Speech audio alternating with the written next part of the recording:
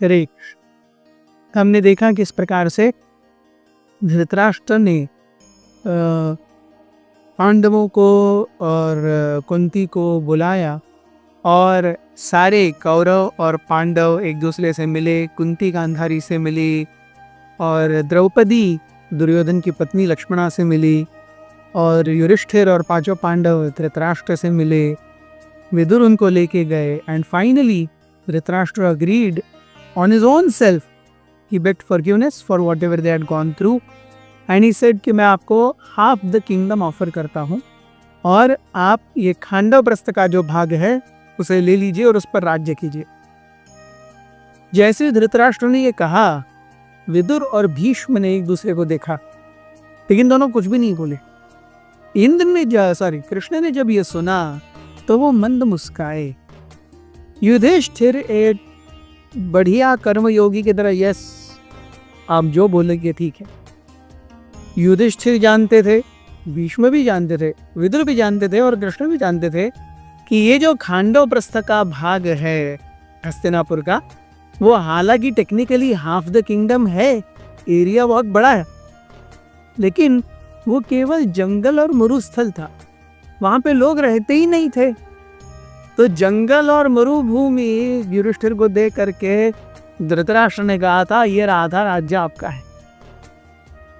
सो कृष्ण ये जान करके मुस्कुराए थे। युधिष्ठिर को भगवान के ऊपर भरोसा था, ठीक है वो हमारे साथ है तो आगे जो होगा देखा जाएगा। जब युधिष्ठिर ने अल्टीमेटली हाथ जोड़ करके कहा my Lord so B it, अगर आप यही चाहते हैं तो यही सही। दूसरे दिन धृतराष्ट्र ने युधिष्ठिर का बहुत अच्छे से जोर शोर से राज्याभिषेक करवाया और डिक्लेयर किया कि युधिष्ठिर और पांचों पांडव ये अब खांडव प्रस्थ में रहेंगे। जब राज्याभिषेक हो रहा था उसी ऐन समय पे व्यासदेव भी आ गए। व्यासदेव के हाथों पांडवों का राज्याभिषेक हुआ।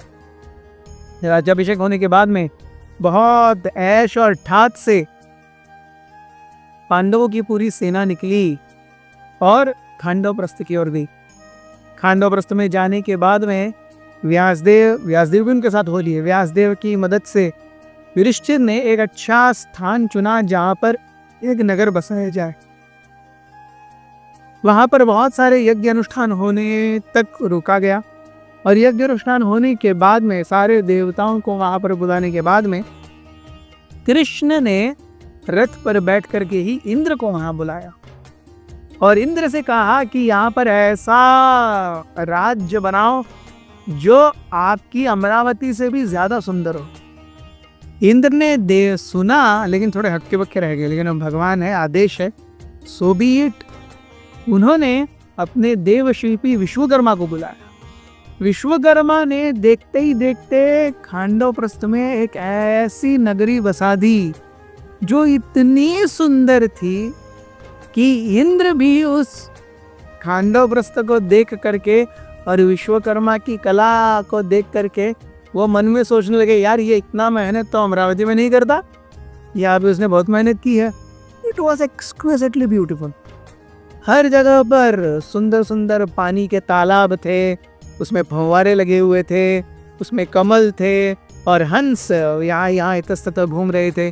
बहुत बड़े बड़े फलों के और फूलों के वृक्षों के बागान थे और महल ऐसे कि दैदीप्यमान सुंदर संगमरमर से रात्रि के चांदनी में सब चमकते थे। सुंदर बड़ी बड़ी सड़कें जिस पर सुंदर क्या कहते हैं सुवासिक इत्तर और पानी घोल करके छिड़का जाता था। और ये सब देख करके चकाचौंध देख करके भगवान इतने खुश हुए, युधिष्ठिर भी इतने खुश हुए। पांडवों के जो महल थे they were like out of the world। इतनी सुंदरता, मतलब हस्तिनापुर कुछ भी नहीं रह गया। तो जब ये सुंदर नगरी तैयार हो गई, क्योंकि भगवान के आदेश पर इंद्र ने इस नगरी को बसाया, इसीलिए इस खांडव प्रस्थ का नाम अब इंद्रप्रस्थ हुआ।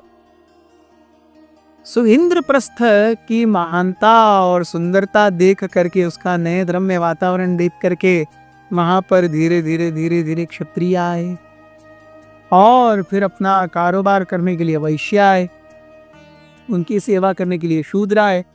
तो ऐसे देखते ही देखते बहुत कम समय में खांडवप्रस्थ जो था, जो जंगल और बंजर भूमि थी, वो एकदम सुंदर शहर बन गया। And that was rivalling Amaravati of Indra. Vyasdev इस समय तक चले गए थे। इंद्र भी भगवान कृष्ण युधिष्ठिर की इच्छा को जान करके थोड़े समय रहे और वो भी चले गए। पांडवों का राज्य अब खांडवप्रस्थ से इंद्रप्रस्थ हुआ और उसकी कीर्ति, ख्याति और यश बढ़ने लगा। बहुत बहुत धन्यवाद। प्रेष अथ श्री महाभारत कथा।